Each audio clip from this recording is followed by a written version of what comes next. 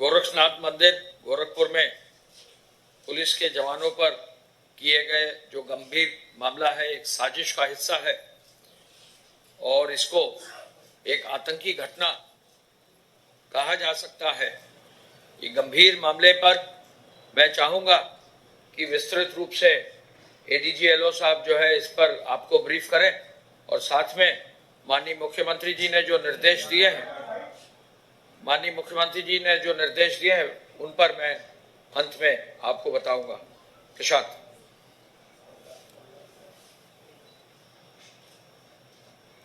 बीती शाम लगभग 7 बजे एक व्यक्ति गोरखनाथ मंदिर के गेट नंबर 1 पे तैनात पुलिसकर्मियों पर धारदार हथियार से उसने हमला किया तथा कुछ धार्मिक नारे लगाए। उसके अटैक से 2 जवानों को गंभीर चोटें आई हैं, जिनका नाम क्रमशः गोपाल गौड़ और अनिल पासवान है। चूँकि आप सबको विदित है कि जितने भी महत्वपूर्ण संस्थान हैं उनकी अपनी एक सुरक्षा योजना होती है और उसके तहत ही वहाँ तैनातियाँ रहती हैं। वहाँ के सजग और सतर्क पुलिसकर्मियों ने तुरंत ही अन्य साथियों के साथ मिलकर उस व्यक्ति को काबू किया तथा उसकी गिरफ्तारी की। उस व्यक्ति के पास से जो चीज़ें बरामद हुई हैं वो उन चीज़ों को देख के लगता है कि एक गंभीर बड़ी साजिश की तैयारी थी और इसमें जैसा कि एसीएस सोम साहब ने बताया कि हम लोग इस चीज़ से इनकार नहीं कर सकते कि आज के डेट में कि ये आतंकी घटना नहीं थी। तत्काल इसको वहाँ एटीएस की टीम गई है। आज वहाँ एडीजी एटीएस और एडीजी एसटीएफ दोनों रवाना कर दिए गए हैं और जो शासन के मंशा है उसके बारे में एसीएस के द्वारा अलग से बताया जाएगा।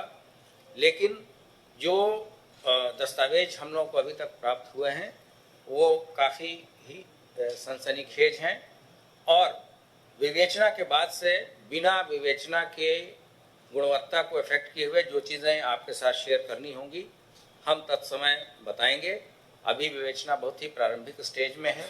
मुकदमा गोरखनाथ थाने में 60/22 दर्ज किया जा चुका है जो कि घटना से संबंधित है तथा एक अन्य मुकदमा 61/22 जो कि उसके पास से जो धारदार हथियार मिला है उससे संबंधित है, दर्ज किए गए हैं और आगे की विवेचना अभी स्थानीय पुलिस के द्वारा की जा रही है। आगे जैसे भी निर्देश या जो भी डेवलपमेंट्स होंगे शासन के उस हिसाब से कार्रवाई की जाएगी। जैसा कि मैंने बताया अभी शासन के द्वारा सभी महत्वपूर्ण संस्थानों और वाइटल इंस्टॉलेशन जिसको हम कह सकते हैं उनकी सुरक्षा योजना पुनरीक्षित की गई है और उसके तहत ही वहाँ अधिक पद भी स्वीकृत किए गए हैं। जो आज के थ्रेट परसेप्शन है उसके साथ समय समय पे इन योजनाओं का सुरक्षा योजनाओं की समीक्षा शासन स्तर पे तथा स्थानीय स्तर पे अगर कोई नए डेवलपमेंट होते हैं तो उसके हिसाब से की जाती है और अंत में शासन के द्वारा उसे स्वीकृत किया जाता है। उसके तहत ही गोरखनाथ मंदिर, अयोध्या जी, वाराणसी और मथुरा और इसके साथ साथ जो अन्य महत्वपूर्ण बिल्डिंग और संस्थाएं हैं उनकी सुरक्षा एक सुरक्षा योजना के तहत की गई थी, जिसके तहत ही वहां तैनात बहादुर पुलिसकर्मियों ने इस पूरे घटना को विफल कर दिया और कोई बड़ी घटना नहीं होने दी। अगर ये व्यक्ति अंदर प्रवेश कर जाता तो जहां आम व्यक्ति दर्शनार्थी वगैरह हैं उनको बहुत ही ज़्यादा क्षति पहुंच सकती थी और स्थिति बेकाबू भी हो सकती थी। तो मौके पर मौजूद अधिकारियों ने बहुत ही संयम का परिचय देते हुए उसको गिरफ्तार किया है वो व्यक्ति आज न्यायिक हिरासत में जाएगा, उसका प्रॉपर जो उसको चोट लगी है उसका इलाज भी कराया जा रहा है, तथा हमारे जो साथी जिन्हें चोट लगी थी उनको भी बीआरडी मेडिकल कॉलेज में एडमिट कराया गया है। धन्यवाद। मैं ये बताना चाहूँगा कि इस पूरे घटना की विवेचना यूपी एटीएस को दी गई है और यूपी एटीएस अब इसकी विवेचना टेक ओवर कर रही है। साथ ही साथ माननीय मुख्यमंत्री जी ने यह भी आदेश दिया है कि हमारी जो दोनों एजेंसीज है, यूपी एटीएस और यूपी एसटीएफ, ये जो है घटना के अनावरण हेतु संयुक्त रूप से कार्य करेंगे। माननीय मुख्यमंत्री जी ने जो 3 लोगों ने जो हमारे 2 पुलिस कांस्टेबल्स, 2 पीएससी कांस्टेबल्स और जो पुलिस के कांस्टेबल्स ने इस घटना को विफल किया और खुद जो है जाबाज रूप से बहादुरी से काम किया है, Shri Gopal Gaur constable PSC, Shri Anil Paswan constable PSC और श्री अनुराग राजपूत कांस्टेबल नागरिक पुलिस, इन सब लोगों ने जो बहादुरी का काम किया है, तो इसमें मुख्यमंत्री जी ने इनको 5 लाख रुपया जो है नगद घोषित किया है और वो इनाम शासन की ओर से इनको बहुत जल्दी ही दिया जाएगा। साथ ही साथ मुख्यमंत्री जी ने ये आदेश दिए हैं, जैसा अभी एडीजी एलओ साहब ने बताया कि इसके लैपटॉप, मोबाइल पर जो भी डिटेल्स हैं, जिन लोगों से ये जुड़ा हुआ रहा है, इनकी सबकी बहुत गंभीरता से जांच करें और जरूरत पड़े तो प्रदेश के बाहर भी जहां भी इसके जो है ट्रैक होगा उसको जो है हम लोग अनावृत करेंगे और प्रभावी कार्रवाई इस पर सुनिश्चित करेंगे।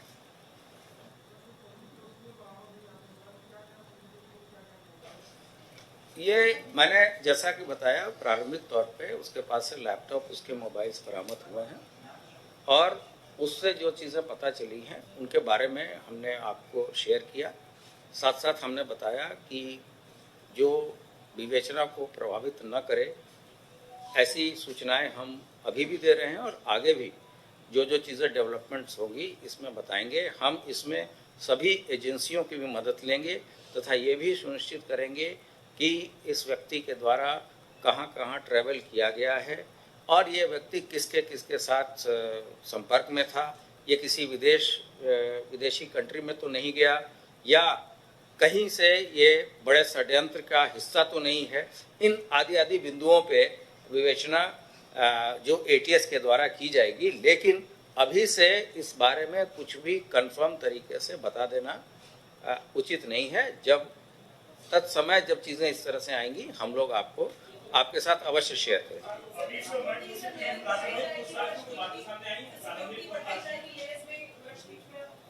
ये सभी कुछ रिव्यू होगा। इस घटना का तो अनावरण हो गई, अगर आवश्यकता पड़ेगी तो जहां भी जो भी और मजबूती से कार्य करना होगा वो करें। अभी हाल में ही मैंने आपको बताया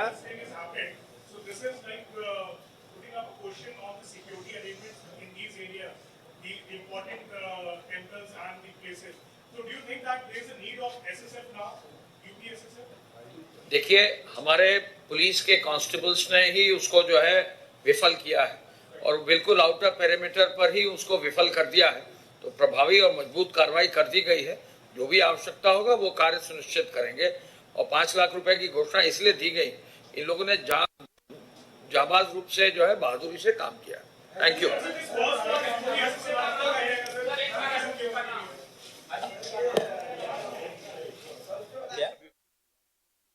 अभियुक्त का नाम है अहमद मुर्तुजा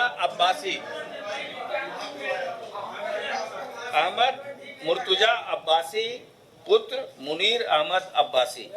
ये रहने वाला सिविल लाइन गोरखपुर का है। जी हाँ।